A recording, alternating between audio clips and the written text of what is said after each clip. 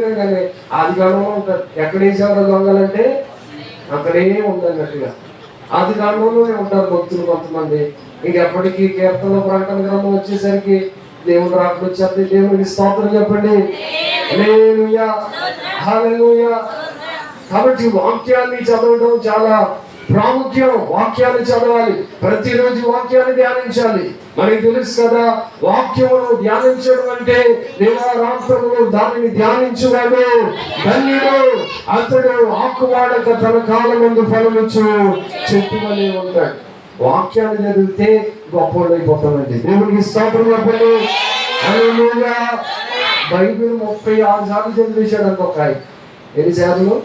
36 సార్లు. ఒక ఆయన అంటాడు 50 సార్లు చదువుకొని మాస్టర్ గారు. ఏమంటే ముసలికైనా చదివితే బైబిల్ తీస్తా ఉండొచ్చు కదా.